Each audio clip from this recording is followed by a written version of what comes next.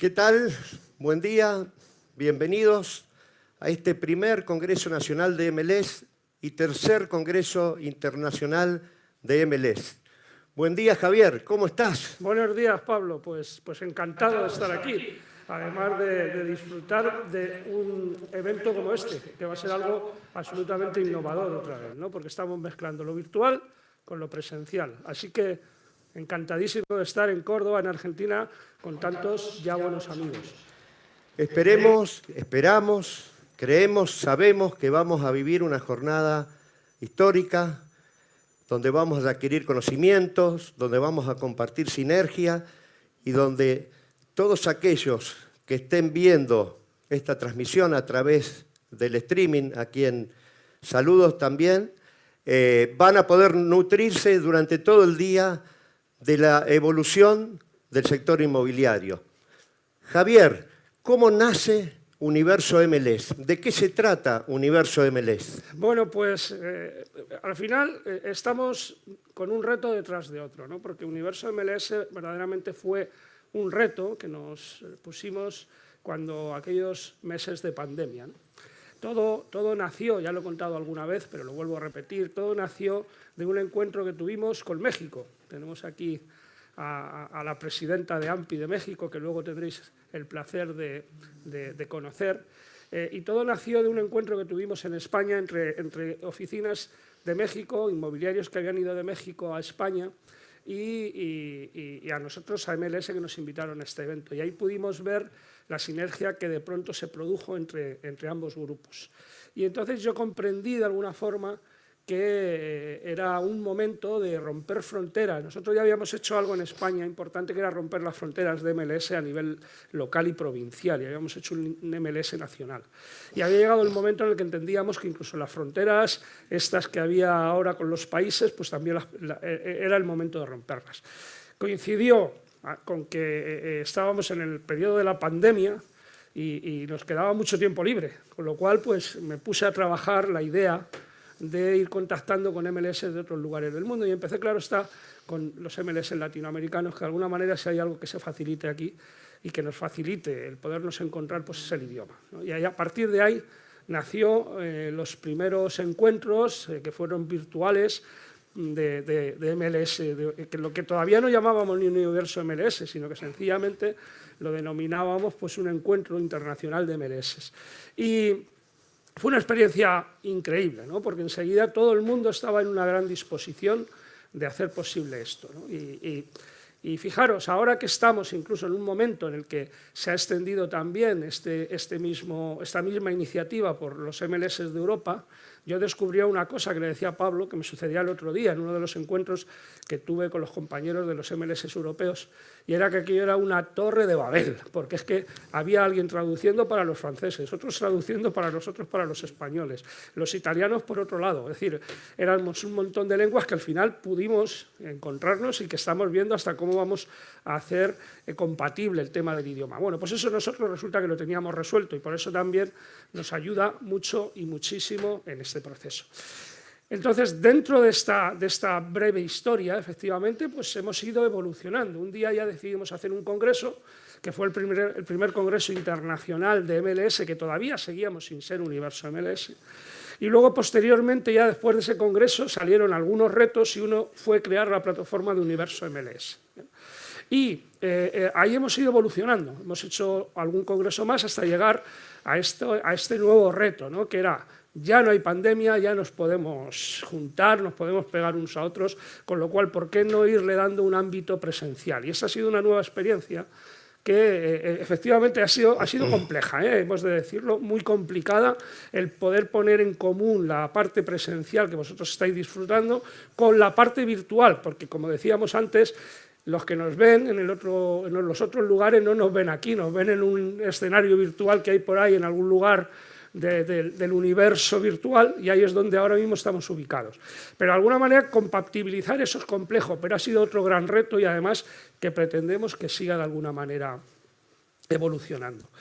Y ya, pues no quiero robar mucho tiempo, quiero que Pablo hable también de todo el proyecto de MLS Córdoba, sí que me parece que es un momento necesario para decir que, señores, a todos los que estáis aquí, a todos los que nos estáis viendo desde otros lugares del mundo, la plataforma Universo MLS se ha creado para ir más allá de hacer congresos o eventos cada cierto tiempo. Se ha creado para que vosotros, los inmobiliarios de diferentes lugares del mundo, podáis estar intercambiando negocio, porque cada vez es más realidad que el mundo está tan globalizado que las transacciones ya no solo se producen dentro de nuestras áreas locales, sino que se producen en ámbitos mucho más amplios. Por lo tanto, la plataforma lo que os facilita es que podáis, de alguna manera, empezar a colaborar, a crear grupos de sintonía y grupos de colaboración y de sinergia con otros inmobiliarios de otros lugares del mundo. Y eso ya es una realidad, que cada vez vamos a ir haciendo mucho más compleja y mucho más sofisticada, pero que al día de hoy, ya con lo que tenéis, podéis empezar a hacer ese ámbito de relaciones. Así que os invito a que convirtáis Universo MLS con nosotros en la realidad que pretendemos que sea y no en esta virtualidad que a veces nos movemos. No tenemos duda que la evolución del sector inmobiliario pasa por la colaboración y el instrumento para hacer efectiva esa colaboración son las MLS. Realmente, con la experiencia de MLS Córdoba, que comenzó también casi en pandemia, podemos dar testimonio de ello. Hoy, 60 agencias inmobiliarias de las más prestigiosas de la ciudad integran nuestra MLS, en un esfuerzo enorme porque estamos transformando paradigmas y cuando uno derriba paradigmas dentro de una realidad que hace muchos años que se viene imponiendo, es muy difícil y tenemos que pagar un costo, pero lo hacemos con gusto. Decía Galeano que las utopías están en el horizonte y son lugares a los que nunca se llega, pero lo ayudan a uno a poder caminar hacia ello. Hoy puedo decir que no se ha cumplido una utopía, pero sí un sueño, una de las metas inimaginables hace muy poquito tiempo de estar presentando en nuestra ciudad un congreso internacional con este prestigio, con esta calidad de ponentes y con esta proyección dentro de lo que es Universo MLS como un ámbito de colaboración que va más allá de la función de las MLS, que eminentemente son locales, pero claro, cuando uno va tejiendo redes y en este mundo virtual y con el acceso hoy a la tecnología y a la comunicación casi inmediata con cualquier sector del planeta, tener un vehículo como Universo MLS para poder generar esa compartición es realmente algo inigualable. Así que, sin mucho más, Javier, que decir, no sé si querés agregar algo. Sí, quiero agregar algo, porque además me parece importante. Como asistimos de manera directa a la creación de MLS Córdoba. Quiero decir algo a ese respecto, porque un día también se pusieron en contacto conmigo desde aquí, desde Córdoba, porque habían oído y habían conocido pues, un poco lo que era el proyecto de MLS en España y alguna idea que les había llegado sobre lo que se estaba gestando a nivel internacional. Entonces fue cuando recuerdo que tuvimos una reunión, que además fue muy interesante, de manera virtual, en plena pandemia, cuando todos estábamos encerraditos. Tuvimos una reunión con Pablo, estaba Franco también, estaban algunos otros compañeros, ¿no? Tengo que destacar en este punto la generosidad de Javier, que sin conocernos atendió a 3 locos que estábamos obsesionados días y noches con una idea, pero que no teníamos la forma de darle el cauce, que finalmente terminó decantando en la MLS y nos atendió y nos dedicó 2 horas de su tiempo sin saber quiénes éramos, ¿no? Lo más notable de todo aquello fue que no solo tenían la ilusión, sino que tenían unas orejas grandísimas. Porque claro, ellos me hacían preguntas y además estaban en una especie de encrucijada porque iban consultando con diferentes que cada uno les contábamos una manera distinta de cómo poder hacer el proyecto de MLS. Y han sabido canalizar toda esa cuestión porque han escuchado muy bien y han canalizado todas aquellas ideas para hacer un proyecto como es este. Creeros una cosa, que en 3 años o menos de 3 años hayan conseguido lo que han conseguido es un absoluto reto. Esto es en los MLS es casi inédito. Los MLS van mucho más lentos, con lo cual que hayáis venido gente de otros lugares y que estéis aquí ya pensando en hacer algo que es mucho más ambicioso que el MLS de Córdoba, me parece algo increíble. Así que creo que os debéis entre todos un gran aplauso.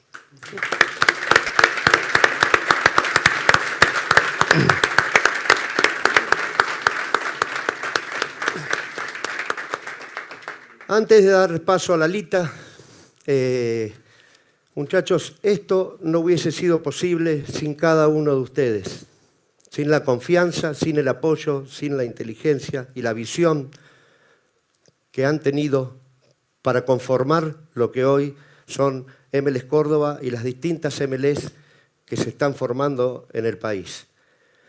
Ahora sí, vamos a presentar a nuestra primera ponente, Lalita Colonna, tercera generación de inmobiliarios de la provincia de Buenos Aires, con quien venimos compartiendo hace ya muchos años, ¿no? Un camino, y que nos va a hablar sobre la experiencia Disney de atención al cliente. Todo tuyo, Lalita. Bueno, gracias. Bueno, creo que estoy bien parada porque tengo miedo de hacer lío. Bueno, no sé si la presentación sale por acá o... Bien.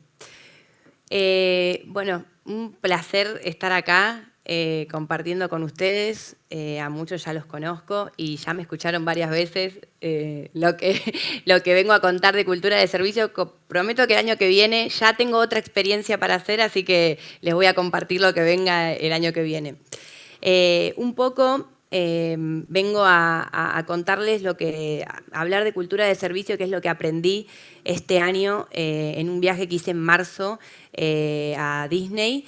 Y la verdad es que llegué con expectativas que no sabía lo que me iba a encontrar y cuánto iba a ser aplicable para el negocio, y al final terminó siendo algo que no puedo poner en palabras el valor que generó, por lo menos a nivel interno en la oficina, y los cambios que se dieron en el transcurso del año gracias a empezar a trabajar todos estos conceptos de cultura de servicio, que si bien no es nada innovador ni no es nada nuevo que no conocemos, pero es algo que uno conoce aisladamente, pero que no logra unirlo y empezar a aplicarlo con una lógica.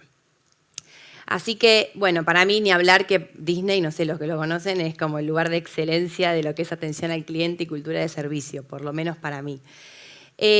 Acá rápidamente voy a contarles quién soy. O sea, soy Laura Colonna, tengo 38 años, estudié Administración de Empresas, soy corredora inmobiliaria. Soy la tercera generación en la oficina empezó mi abuelo. En el 57 siguió mi papá y ahora estoy yo, que estamos conviviendo casi en guerra ambas generaciones, por así decirlo. No, mentira. Bueno, acá les comparto un poco, este es nuestro equipo de la oficina, y estos son imágenes de 2 viajes que compartimos con muchos de ustedes este año, que fueron experiencias espectaculares, y conocí a mucha gente que siempre te aporta tanto valor. Y bueno, no quiero hacer diferenciación, pero el viaje de octubre con las mujeres inmobiliarias se lleva el premio del año.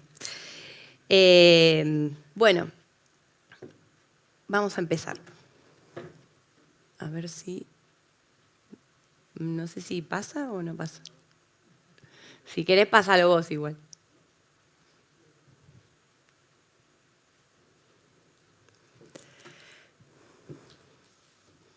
¿Está?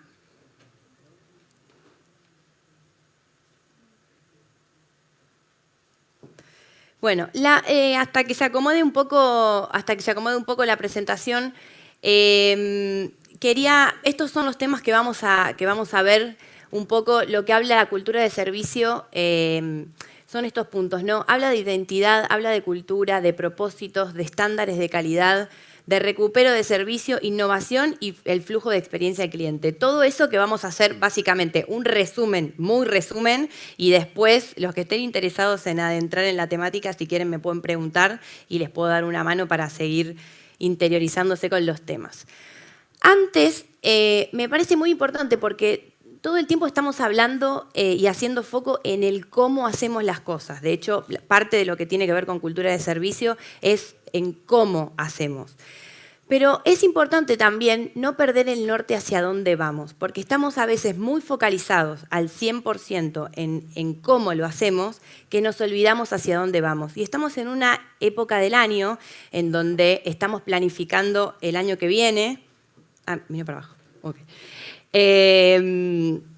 Estamos en una época del año en donde estamos planificando el año siguiente y es como que uno hace una retrospectiva de lo que fue este año en curso y a mí me pasó que la verdad que tuvimos tantas implementaciones de cosas que dije, pero ¿a dónde queríamos llegar este año? ¿Cuál era el objetivo, básicamente? Porque uno hace tanto y se pierde en hacia dónde va muchas veces. Entonces agregué esta presentación, esta hoja puntualmente, para que tengamos en cuenta y principalmente para pensar en el año que viene, para que uno se pueda empezar a poner objetivos, pero objetivos reales, tangibles, en el corto plazo, o sea, de acá al año que viene, a fin del año, y animarse a hacer una proyección a 5 años más, para decir a dónde quiero llegar.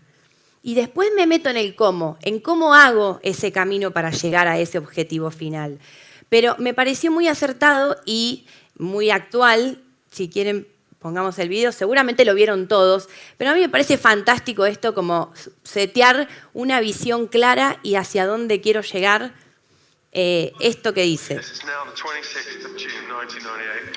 By the 26th of June 2002, the Coldplay, or the band, whatever they're called then, will be known all over, man. We're gonna... First final sound, Guy, Will, John and Chris. Don't you forget.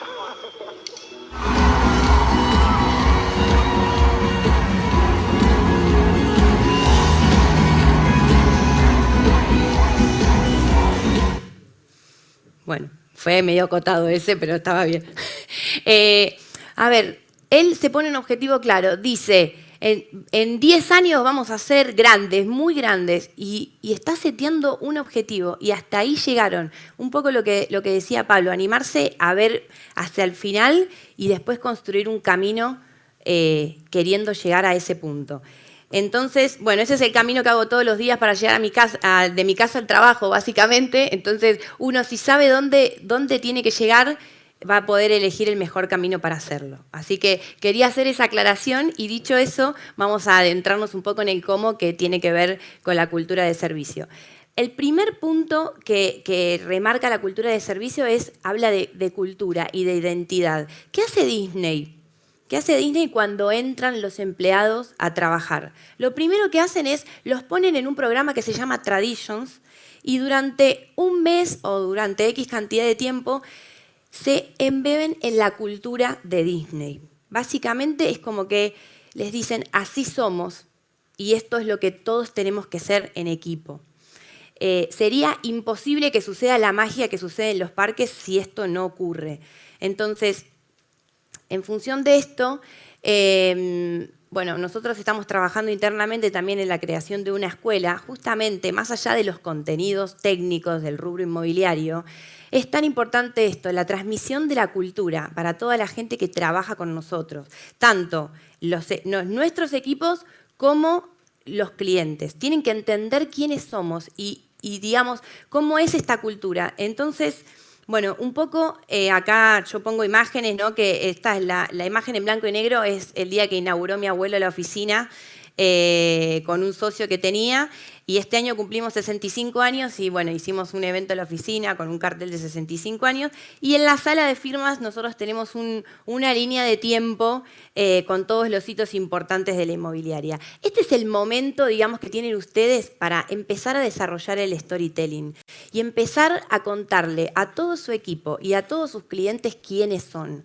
y empezar a usar las emociones también en eso. No como una cosa de, en 1957 pasó esto, como si fuera algo cronológico, sino qué sentimos en eso. Y de esa forma vamos a empezar a conectar con digamos, la gente que trabaja con nosotros y con los clientes que se identifiquen con esa cultura en un punto.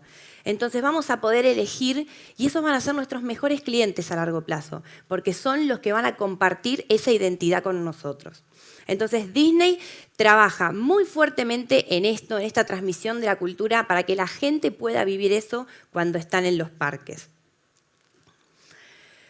Bien, para esto, una vez que digamos, está establecida esta identidad, y esto es para que realmente ustedes lo piensen y lo trabajen internamente y que empiecen a hacer real y tangible esta identidad que tienen, porque todos la tienen, pero hay que poder bajarla y tangibilizarla.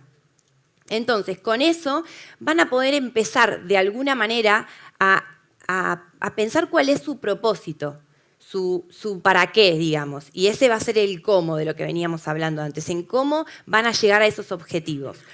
Disney, cuando se creó originalmente, empezó a pensar en el propósito y decía, ¿cuál puede ser nuestro propósito para transmitirle a la gente? Y la verdad que contrataron un equipo grandísimo de personas que trabajaron para poder establecer ese propósito, que terminó siendo generar momentos de felicidad.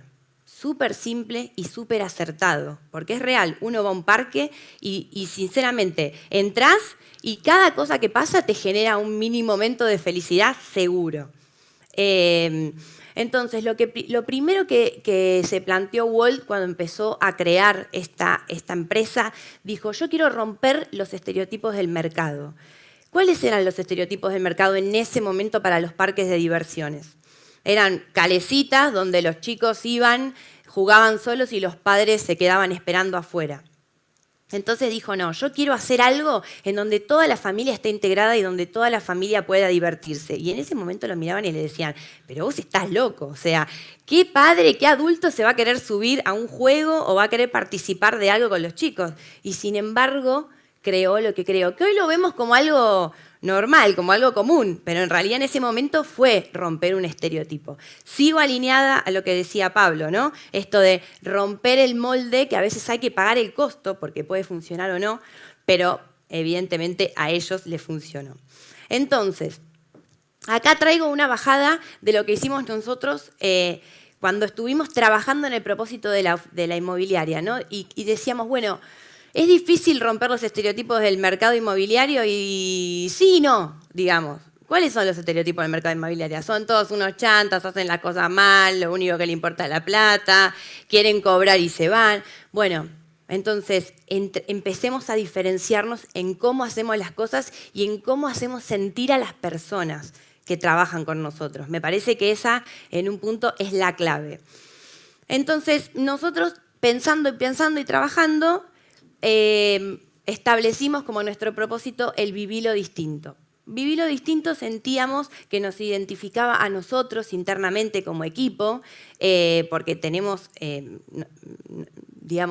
tenemos una cultura muy desarrollada para que todos la pasemos bien, donde no sea pesado tener que ir a trabajar todos los días, donde todos nos podamos divertir, donde no haya tantas estructuras y tantas formalidades. Entonces, eso mismo está trasladado a los vínculos que vamos generando con nuestros clientes. Así que ahí puse unas fotos, muchos ya las conocen, de parte del equipo y de interacciones con clientes, donde siempre lo que queremos es pasarla bien, que la gente pueda vivir buenas experiencias. Entonces, bueno, la de la bañadera para mí es fantástica porque los chicos cuando van a hacer una tasación y la casa está vacía, empiezan a probar todo y empiezan a paviar, básicamente. Así que, pero bueno, para nosotros esto es vivirlo distinto y esto es lo que nosotros establecimos como el propósito de nuestra oficina. Bien, una vez que está seteado el propósito, de alguna manera, tenemos que empezar a hacer una bajada para la toma de decisiones, ¿no? Que Disney lo llama estándares de calidad. Entonces, teniendo en cuenta el propósito general más grande, como crear momentos de felicidad, ahora hay que ponerse a establecer una especie de valores o de reglas que van a ser de alguna manera la guía para la toma de todas las decisiones que haya que ir sorteando, ¿no? Entonces, los estándares de calidad de Disney son seguridad, cortesía, inclusión, show y eficiencia. ¿Esto qué significa? O sea, ante cualquier cosa lo primero es la seguridad, ¿no? Porque es un parque de diversiones. Lo primero, no se puede hacer nada que no sea seguro. Cortesía, la gente tiene que poder estar cómodo, pasarla bien. Inclusión lo agregaron hace muy poquito para que todos se puedan sentir parte. Show, o sea, hacer un muy buen show en cada cosa que uno hace, dar un buen show con la gente. Y eficiencia, obviamente, es una empresa y tiene que ser rentable. Entonces nosotros tomamos eso y dijimos, bueno, ¿cómo podemos hacer esta bajada de los estándares de calidad para nuestra oficina? Bien, entonces, teniendo en cuenta el propósito, que es vivir lo distinto, vamos a trabajar los estándares de calidad. Y nosotros establecimos estos: honestidad, colaboración, experiencia, agilidad y rentabilidad. Cada uno sabrá cuáles son las palabras o los valores claves de su empresa. Pero una vez que lo establecen, no es solamente ponerlo en la pared, es empezar a trabajar con estas palabras y tienen que empezar a resonar en cada cosa que suceda internamente y en la oficina, entre la gente que trabaja y para el afuera también. O sea, tenemos que estar guiados por este marco de estos estándares de calidad, una vez que los establecimos. Y después se pueden hacer hasta incluso actividades internas entre los miembros del equipo y demás para que les empiecen a resonar estas palabras.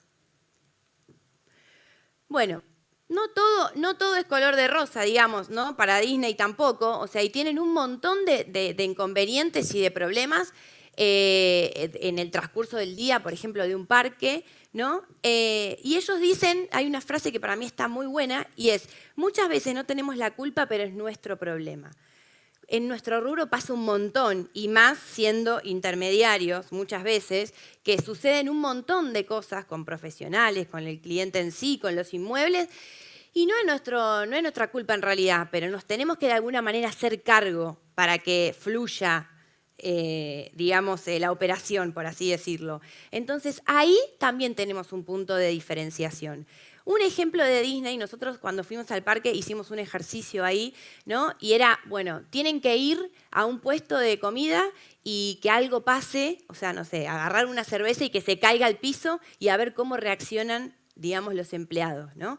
Y fue espectacular, porque hicimos todo un show que estuvo buenísimo porque nos recontra divertimos y todo un acting donde se nos cayó la cerveza, donde se nos cayó la comida y demás, y automáticamente vienen y te dan otra.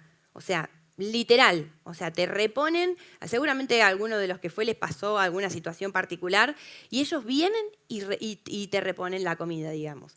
Lo mismo, y esto les tiro un tip, si algún chico se roba algún juguete de alguna tienda, no se lo pueden sacar.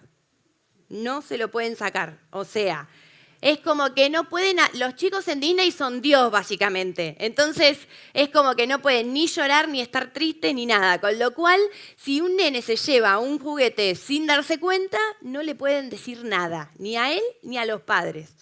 Con lo cual, estas son cosas, digamos, que Disney tiene implementadas, que llama recupero de servicio, en donde los integrantes del staff, que ellos le llaman elenco, no hablan con la palabra empleado, para ellos todos son miembros del elenco, porque dicen que están haciendo un gran show todos los días,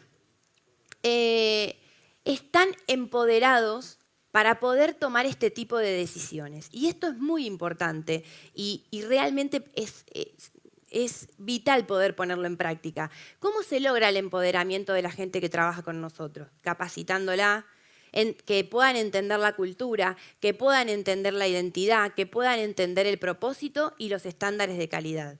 Si de esa manera están todos alineados, todos están empoderados de alguna forma para poder tomar determinadas microdecisiones que generan una mejor experiencia en el cliente y hacen que se puedan llevar un buen recuerdo del momento. Imagínense que si se cae una cerveza en el parque de diversiones y dice, un minutito que tengo que ir a consultar con mi jefe a ver si te la puedo reponer o no, ¿qué pasa en esa interacción con el cliente? Se pierde esta cosa de la buena atención, de generar un buen momento. Entonces, para Disney es muy importante el empoderamiento de cada uno de los miembros del elenco para que puedan tomar estas decisiones y que puedan dar un buen espectáculo, como dicen ellos.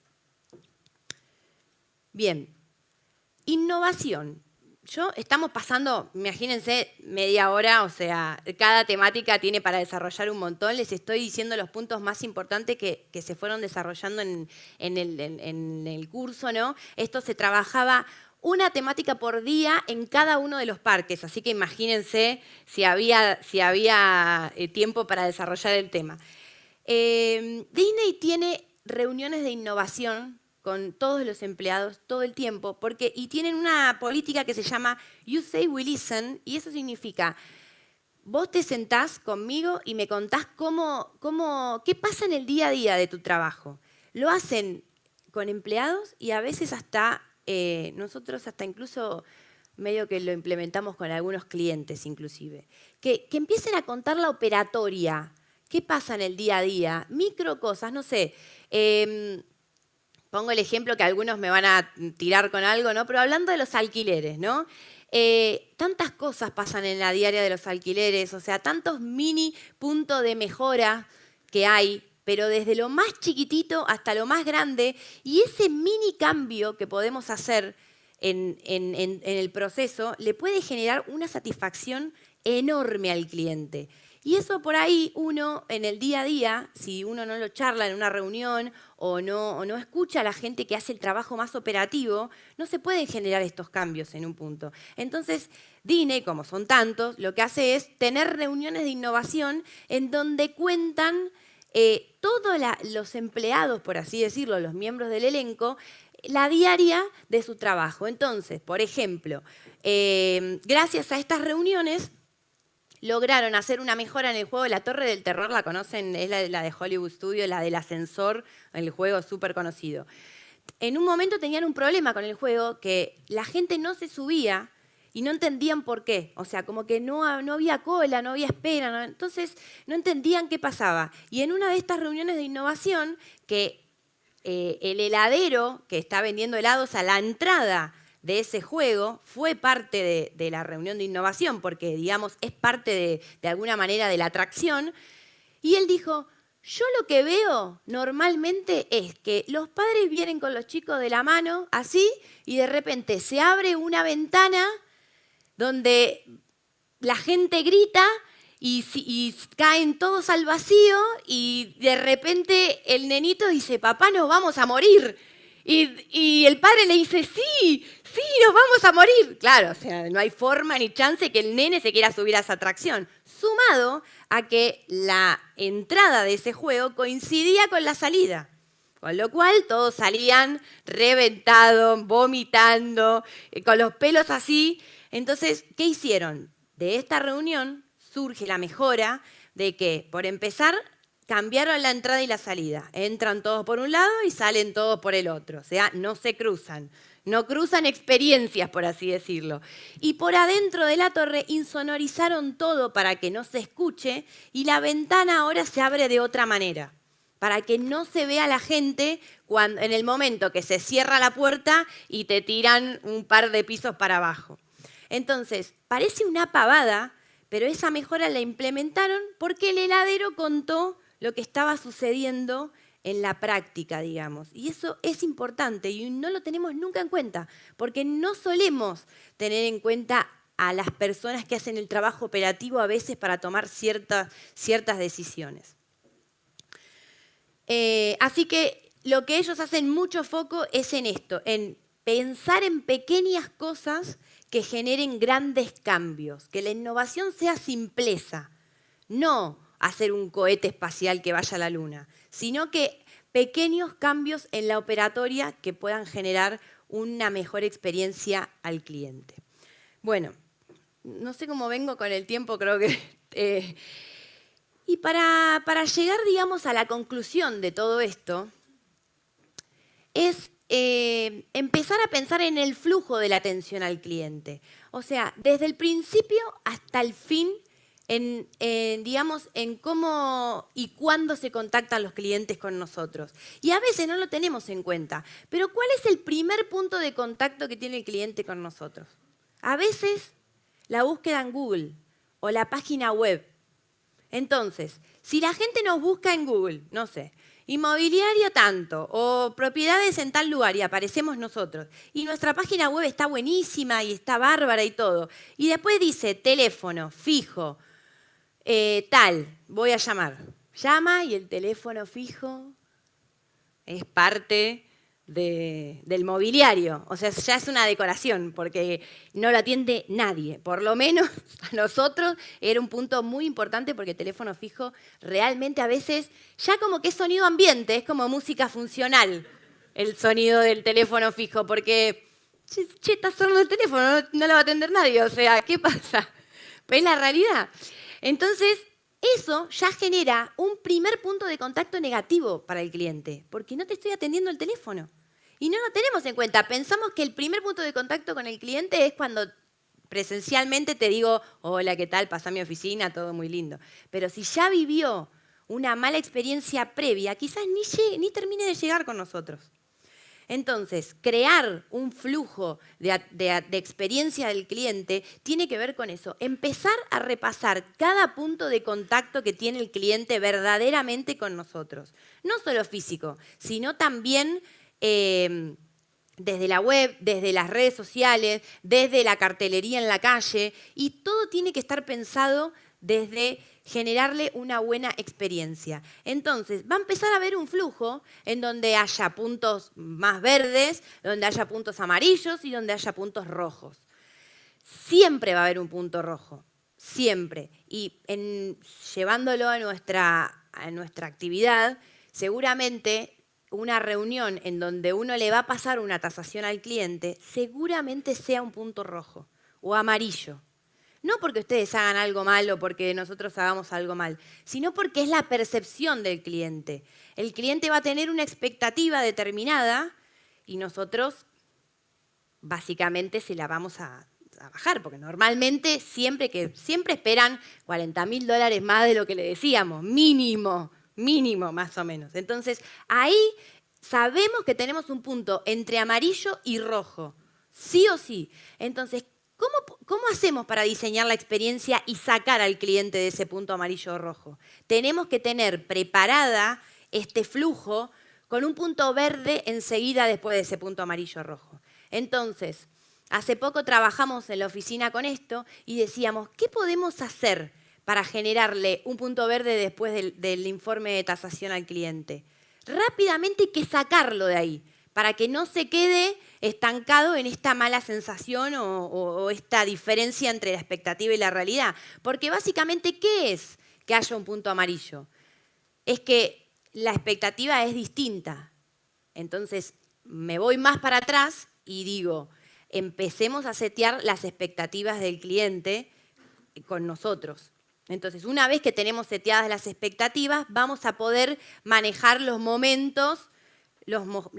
Todo parece como muy articulado y muy pensado, pero en realidad ir viendo cómo viene el flow de toda la atención y todo el vínculo con el cliente de principio a fin, nos va a hacer seguramente llegar a que tengan una mejor experiencia. Y siempre, pero siempre, trabajar con las emociones. Porque ahí también terminan haciendo la diferencia. En este seteo de expectativas, es adentrarse, poder entender qué quieren, ir un poco más allá de lo estricto, de lo técnico, ¿no? Bueno, hoy no veo mayoría de mujeres acá, pero normalmente pasa y las mujeres son mucho mejores que los hombres, déjenme decirlo, perdón, pero somos mucho mejores que los hombres trabajando las emociones con los clientes, porque normalmente el hombre se pone como más en un papel formal y la mujer se anima a entrar. Entonces, para ustedes, para los hombres, les digo, anímense también a esto, porque seguramente les va a terminar dando muchos mejores resultados. Entonces, acá hay como un resumen de un poco de lo que decíamos. Identifiquen estos puntos de contacto que tienen con el cliente. Cada uno va a tener su propio proceso. Cada uno va a tener su propio proceso. Pero identifiquen los puntos de contacto y traten de pensar cuándo el cliente se siente más motivado, está mejor, tienen un punto verde y hacerlo más fuerte.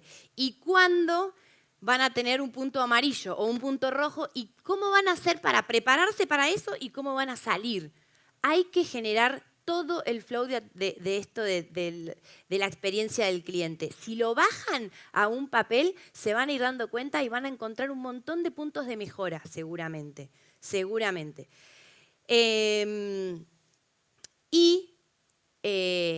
de generar estos momentos wow con los clientes. ¿Cuál es el momento wow por excelencia de Disney? Los fuegos artificiales de Magic Kingdom. Entonces, uno puede haber estado todo el día haciendo 3 horas de cola, con lluvia, con calor. Los restaurantes funcionan mal en general, pero llega el momento de los fuegos artificiales y te olvidaste de todo lo que pasó en el día. Te olvidaste. O sea, terminó el fuego artificial y te vas. Ay, quiero volver. La verdad que esto... No importa la edad que tengas, pero te vas hipnotizado. Entonces, pensemos nosotros cuáles pueden ser nuestros fuegos artificiales y cómo les generamos estos momentos wow a los clientes. De hecho, Disney tiene algo cuando la gente está en Magic Kingdom, que no quieren que se vayan antes de los fuegos artificiales. Cuando la gente se va más temprano, tratan de retenerla. Porque si se llegan a ir antes del fuego artificial, pierde la magia el día, básicamente. Entonces, traten de pensar y hay que bajarlo, porque nosotros recontra podemos ir viendo cómo es el flow, digamos, de la atención al cliente y de la experiencia del cliente, porque verdaderamente vive una experiencia de principio a fin. Así que, bueno, tengo para... No sé si quieren hacer alguna pregunta o... No sé, porque yo ya estaba... La verdad que, bueno, no sé si nos está viendo Julio, pero acá necesitaba el despertador de Julio a mano. El despertador de Julio. Bueno, Lalita, muchas gracias. Muy clara, muy didáctica, como siempre. Vamos a dar paso ahora... Pues mira, a muchas cosas. De todas maneras, a mí me ha parecido muy impresionante la ponencia, ¿eh? Y creo que siendo concreta, concisa, deja unos aspectos clarísimos. Y creo que merece un fuerte aplauso. Gracias. Por cosas muy importantes. Son como títulos que uno va dejando para pensar, porque mucho no se puede desarrollar, digamos. Fíjate en todos los sitios que te están viendo. Ahí ves, tenemos a Richard Pedroza, desde Colombia, Cali, ¿no? Que nos está mandando saludos. Adrián Saludos Rodríguez, para todos. desde Ecuador. Y tenemos también por ahí a Gustavo Neira desde Cuenca. En fin, no sé, hay un montón. Hay, José Manuel Delgado, desde Málaga. Gente desde Quito, Ecuador. Sí. Nos están viendo en más de 12 Un países del mundo en este momento. Y la verdad, Javier, que siempre nos deja cosas para pensar. No es la primera vez que la escucho y realmente todo lo que tiene que ver con los puntos de mejora, con la gestión del detalle, bueno, con las decenas de tips que se pueden aplicar en nuestros negocios para hacerlos más efectivos y que se pueden empezar a bajar en forma inmediata, porque acá no estamos hablando de teoría, estamos hablando de teoría llevada a la práctica para que nuestros negocios avancen con otra perspectiva y con otra velocidad. Todo es aplicable.